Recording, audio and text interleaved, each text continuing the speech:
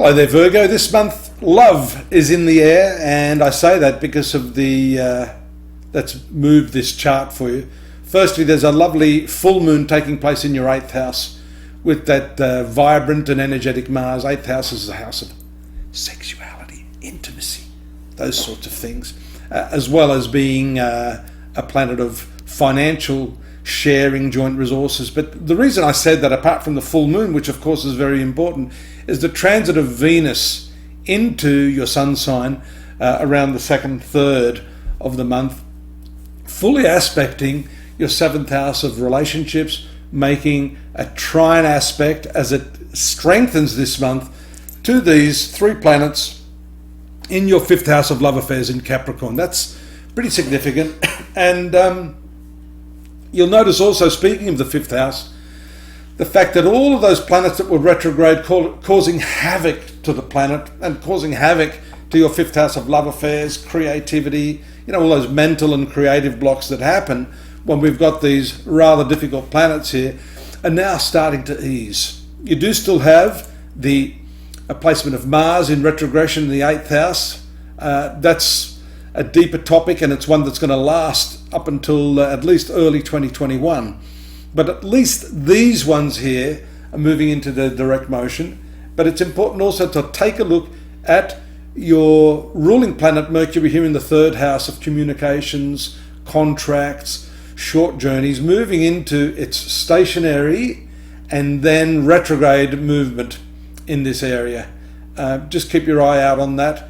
As Venus strengthens, all of a sudden your ruling planet moves retrograde. Now, most Western astrologers don't like that, and everyone dreads Mercury retrograde. But let me tell you, for you, Mercury being your ruler and also ruling your 10th house of career, there it is there, 14th, stationary. What it means is that relative to the other planets and the movement of the Earth, it appears to be completely still. That really empowers it. Some big things can happen on that particular day. There it is. It starts to move retrograde on the 15th, empowering you in your contracts. And you'll notice also this opposition aspect that's been there to Uranus in the legal sector of your horoscope. There's a new moon as well, and that's important, on the 17th in the finance sector. So you are set to begin a new phase financially. That could have to do with your income. And you see here the connection with the retrograde Mercury in the 3rd house of contracts on the 17th/18th triggers that, I think, in a big way. There may be some sudden or unexpected developments in that due to the opposition of Uranus. Uranus has to do with your working sector here. That's your co-workers. It's got to do with people that work for you. It's got to do with the environment that you work in as well. So something may change very, very suddenly there.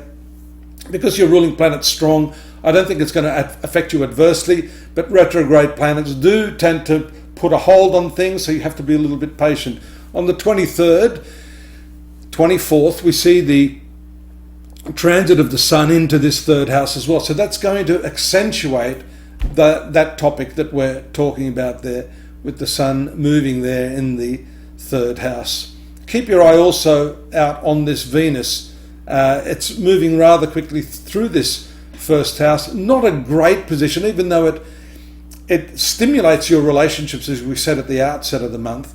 It's going to function better when it moves here into this 2nd house, the financial house. And even though the retrograde Mercury, I said to you, causes some sort of delay perhaps in fulfilling your need financially, this transit of Venus around the 28th, 29th starts to pick things up for you financially. There it is there, 28th.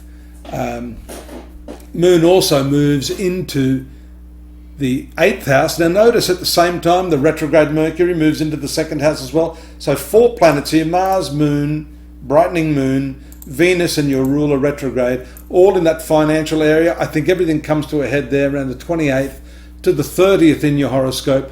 And so notice also, it's a day short. We'll get into that next month, because next month there'll be a full moon right on the 1st of November again implicating this third house sun, which is this contract area, and by then you'll start to see probably week or two into November the forward motion of Mercury. So it's an interesting month for you, especially in the financial area. Let's follow up on that next month if you're keen enough to get back to me and hang out with me a little bit more. I hope so. In the meantime, don't forget to subscribe.